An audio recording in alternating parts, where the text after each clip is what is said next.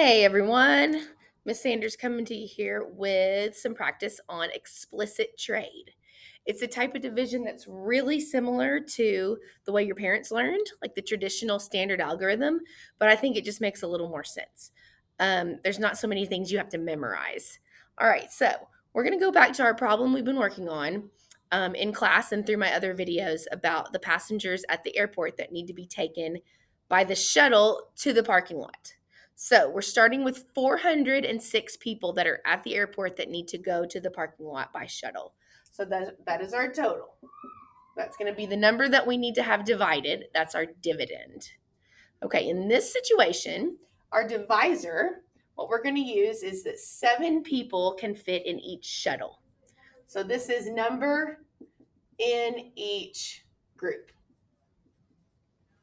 Okay. So what we're going to do now is we need to figure out how many groups it's going to take to get all of those people shuttled to the parking lot. So we're looking for our quotient, which is our answer. It's the thing we don't know. It is the number of groups.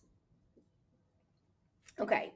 In explicit trade, we're going to set it up similar to old school, what I call granny style division. We're going to spread our numbers out really wide though. Okay. And the other thing I want to do is I want to draw some lines to keep things kind of organized. Okay. So the first thing we're going to look at, this is our hundreds place, tens place, ones place. Okay. If we can forget for a second that we're dealing with people, I want you to kind of think about money right now. If I had 400 of something, we're going to treat this like a $400 bills. Okay. So if I have $400 bills, why do I have a 4 right here?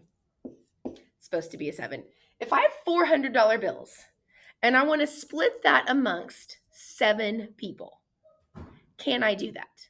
Can I give them each a $100 bill? The answer is no, because I don't have enough.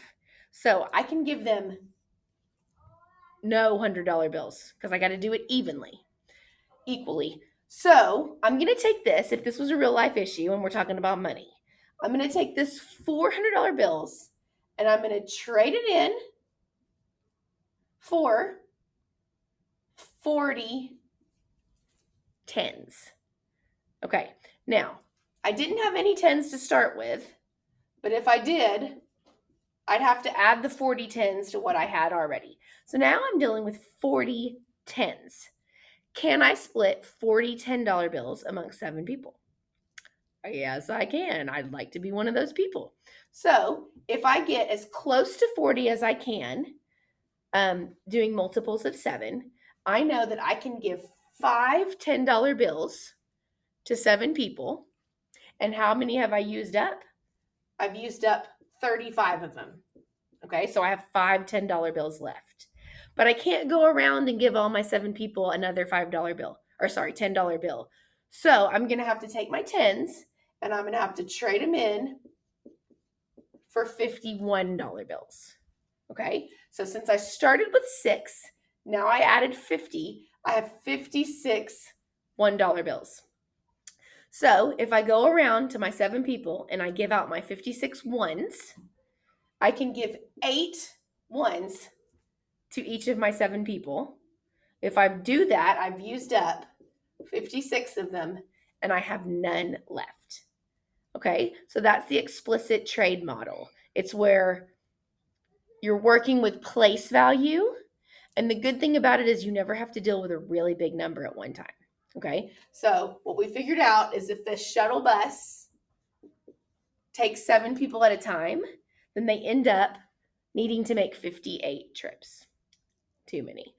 Okay, we're going to do another one where it's very similar, but instead of a divisor of 7, we're going to make the divisor 14. Don't freak out. We can do this. So I'm still going to split it up in my place value lines, okay? Ones, tens, and hundreds. and I'm going to put my 14 here. Now, this is going to work the exact same way. If I have $400 bills, I can't pass one out to each of my 14 friends. So I'm going to have to give them none because I can't give them one each. So I've used up none of them. I'm going to trade in my $100 bills for 40 tens. So what you put here is always going to be 10 times the amount of what this was, because as we go down, that's 10 times as many. So now I'm dealing with 40 $10 bills. I can give $10 bills to my friends. Now, sometimes this can get a little tricky with bigger numbers, but what I can do is I can kind of add it over here to the side. So I know I can give them 2 each. Let's see if I can add another round. Oh, that means that's too much. Okay, if I give each of my 14 friends 3, that's too much. I don't have 42. So what I can do is I can give them 2 $10 bills each, and I'll have used up 28 of them. So what I'm left with is 12 $10 bills. So I'm going to have to take my 12 $10 bills and change them in at the bank for 120 $1 bills. So again, it's just 10 times more. So now once I add it to the ones that I already had, I have 126 $1 bills. Now, this is where you might get a little frustrated because I don't have any idea what 14 times what equals 126. But I'm going to make a bet just by mathematical thinking. This is really close to 140. So I'm going to go ahead and put 14 times 9 because it's less than 14 times 10. And I'm going to see what I get. And I get 126. So I know that I can give each of my 14 friends 9 $1 bills. And I've used up all 126 of them.